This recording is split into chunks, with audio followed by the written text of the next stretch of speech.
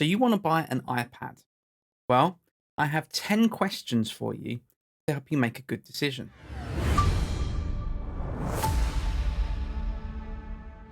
Hello and welcome to Everything iPad.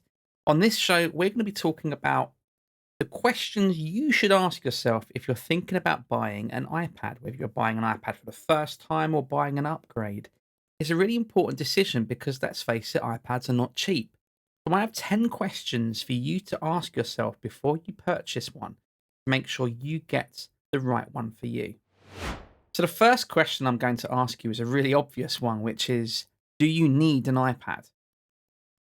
If you have a laptop already that does most of the tasks you need it to do, what is it that you think the iPad is going to bring you? The iPad's a wonderful device, and I'll talk in this video about how I use it and the benefits I think having an iPad does. But do you actually think you're going to use it, and do you need one? Would a laptop plus your smartphone, would that be a suitable substitute for one? So it's really about doing your research and thinking about it. Do you actually need to have an iPad as part of your workflow? So if the answer to the previous question is yes, you do need an iPad, then I guess my next question for you is, what do you want to use the iPad for? The iPad has lots of different uses and it can do a lot of tasks really well. In some ways, it does things better than a computer or a laptop or a traditional computer, but in many ways, it also doesn't do it as well, or it does it differently, and it requires a little bit of a different workflow. However, there are lots of things that it can do to a reasonable level. So, if you are a hobbyist video editor, then you have some really good options in terms of Final Cut Pro, DaVinci Resolve, and LumaFusion. They're both all really good video editors. They're not going to be as powerful as the desktop versions, but they are still really good for hobbyists. If you're into music production, then you have some really good options like the new Logic Pro. You have Cubase. You've got GarageBand if you want to use that, which is free. And you've got other things like Core Gadget as well. It's different things to explore. Photo editing is something where I think the iPad shines. Lots of people are traditionalists. They want the classic Lightroom, but actually Lightroom on the iPad works really well. And there's something to be said about, having a workflow where you are manipulating the photo with an Apple Pencil or through touch. So that's really good. If you want to just do document editing and things like that, then you can get lots of productivity apps. You get Microsoft Office, Apple's, I'm going to call it the iWork suite. You can get Google Docs all through the browser or their apps, which aren't quite as good. Again, there are some limitations. And if you're looking for a seriously professional workflow, then this might not fit in. But if you are looking for something that's a capable machine, then it can do it. And of course, you might just want to use an iPad for content consumption, for watching stuff, for browsing, for social media. In which case, an iPad is definitely something that you could be using that for. So the question I ask for you again is, what do you want to use the iPad for? Because that's going to sort of determine in some ways which iPad you're going to get. So my next few questions are geared towards helping you think about what iPad you might want to get. So the third question is this: where do you want to use the iPad? Which may seem like a funny question, but are you someone who's just going to be using it at home, or are you needing some element of portability? Do you imagine yourself when you're using an iPad, you're holding it in one hand and then doing something else or writing with it? Because that's going to determine the size of the iPad, for instance. So, I've got a 12.9-inch iPad Pro. I would not hold this comfortably in one hand while writing or doing something else. It's too heavy for that. So something like the iPad Mini would be really good for that, or one of the smaller iPads like the base model iPad or the iPad Air or the 11-inch iPad Pro. They might be really good options for you for sort of one-handed use. If you are someone who would be using the iPad while sat on the sofa at home, in which case, think about how that iPad's going to be propped up. Again, a 12.9-inch iPad's pretty big, and you would need like an iPad cushion or a stand on your lap to be able to use it comfortably. A smaller iPad might be a bit more comfortable for that. So I just want you to imagine where you're going to be using this iPad. I think that's really important because the iPads are different sizes, different weights. It's all about comfort. If you can get yourself down to an Apple store and hold one in your hands, and just to see how it feels, then you should absolutely do that. I feel like I've been quite disparaging about the 12.9-inch iPad Pro. It has some really good use cases, which I'm going to bring up in a little bit. But the size of the iPad, its physical size and weight, is going to be really important in terms of that ease of use, portability, and comfort. Question number 4 is: do you want to type? If you want to use a keyboard and a trackpad or something with your iPad, that might rule out the iPad mini for you. All of the other iPads have official Apple keyboard and trackpad accessories that you can use with the iPads, whereas the iPad mini doesn't because it's a bit too small. If we're talking about on-screen typing as well, the iPad Mini keyboard takes up quite a lot of the screen as you're typing as you're typing on the screen. So that's not good if you want to do a lot of typing, even though holding it in one hand is actually quite comfortable. But if you want a dedicated typing experience, perhaps using a keyboard case, then you might want to be looking at some of the larger iPads, the base model, the iPad Air, or any of the iPad Pro models. I have I've different keyboards that I use with the iPad. So I have the Magic Keyboard, the official Magic Keyboard from Apple that I use. It's a really good keyboard. I also have the Logitech, somewhere down here, the Logitech Combo Touch, which again is really good in a different way. It's cheaper, but it has that sort of kickstand behind it, which means you can't use it in your lap very well. But it is really good for desk use, and the case itself is really protective. Quite a lot of the time, I'm just using a standard keyboard and mouse for a computer. I have a Logitech one, and I use that with the iPad on a stand. So actually, the typing experience is really good. Now, you can use Bluetooth keyboards with something like the iPad Mini as well. But if you're typing a lot, think about that screen size. Think about its position. If you've got a small iPad that's really low down, you can be squinting, leaning over. It's not good for your posture. A bigger iPad might be good for you for something like that. So, question: do you consider yourself to be doing quite a lot of typing?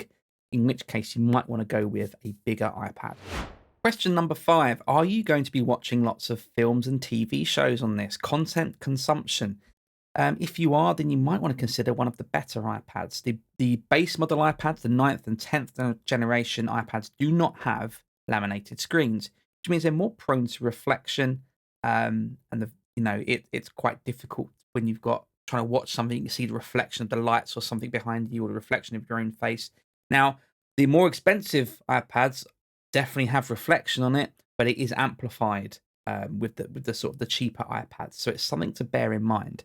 Now, here is where the 12.9-inch iPad Pro shines, particularly if you've got an M1 or an M2 model, because that comes with the XDR display, which supports high dynamic range HDR video, and it has lots of local dimming zones, which means you've got sort of darker blacks, but also when you're watching an HDR film, the content's really bright. It looks great. I was watching an episode of Foundation on the iPad the other night. It looks fantastic. It's better than my TV, and it looks really good. So this is where the 12.9-inch iPad really shines. But all the iPads are going to have really good screens on them anyway. If you're a real kind of movie buff, if you think you're going to be watching a lot of content, then if you can stretch to perhaps an M1 iPad Pro with that XDR display, I don't think you're going to regret it. I think the display is honestly really good. There's lots of talk about the blooming issues, which you can see around text. You do notice that a bit, but not when you're watching films and content like that. Honestly, it's really good. So this is where the 12.9-inch iPad Pro really shines. This has a massive recommendation from me for that. Question number 6 then is: what storage size do you think you'll need? Now, the different iPads come with different storage sizes. They start at the smallest, I think now, is 64 gigabytes. So if you're getting a base model iPad or an iPad mini, I think the iPad Air as well, they start at 64 gigabytes. That's fine if all you're using your iPad for is consumption. If you're just installing a few apps, streaming stuff, social media, that kind of thing, absolutely fine. If you feel like you're going to be installing quite a lot of apps, or if you start thinking about, oh, I'd quite like to edit a video on occasions, or I'd like to, download a bit more content, and you're going to find that 64 gigabytes runs out pretty quickly. And I think for most people, 128 or 256 gigabyte models of an iPad is going to be more than enough for absolutely 95% of people who are wanting to buy an iPad, particularly as lots of iPads now, or most of them have the USB-C, or if the Pro models have Thunderbolt connections on, it's so easy to connect a USB drive to it and just archive stuff. I have lots of Final Cut projects and stuff that I archive from my iPad onto a drive, just delete it, get rid of it, make some space. Really good for that. You can even edit video from a drive if it's a fast enough drive.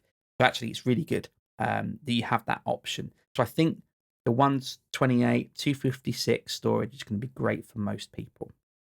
One thing to bear in mind on the iPad Pro models is if you buy a 1 terabyte or 2 terabytes storage model, then with the M series, the M1 and the M2, you're going to get twice as much RAM. You get 16 gigabytes of RAM instead of 8.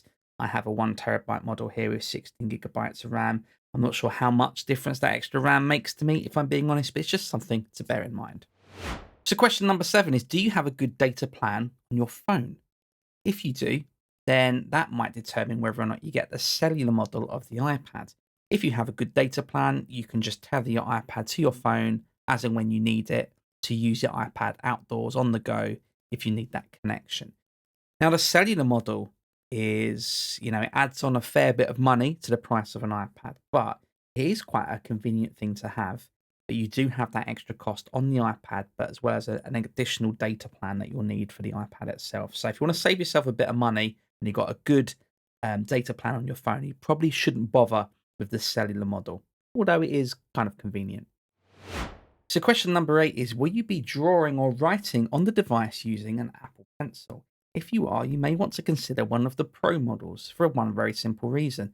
The Pro model iPads have something called ProMotion, where the refresh rate of the display goes up to 120 hertz.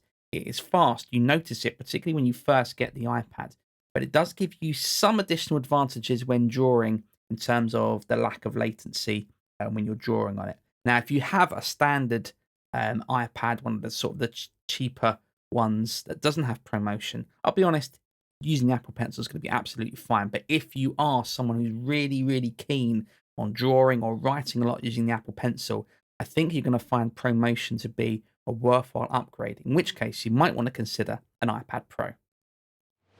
So question number 9 is this: do you want your iPad Pro to be your main computing device? In which case, you may want to opt for a bigger iPad and potentially a more expensive one. Now, if you're using an iPad mini, that does come with limitations. As we said before, there's no official Apple keyboard case for that, but you do have other limitations as well. Now, let's talk about the M series iPads, which is on the iPad Air, the latest iPad Air, and the last 2 generations of iPad Pro. If you have those, then you have external display support, which came out last year, which means you can plug in via USB-C or Thunderbolt directly to a monitor and you have an extended display.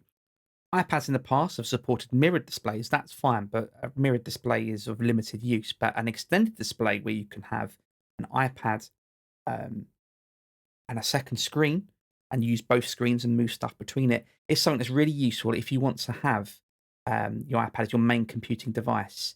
Gives you an additional option. And that's only available on M series iPads, which, as I said, is the latest iPad Air and the last 2 generations, the M1 and M2 iPad Pros.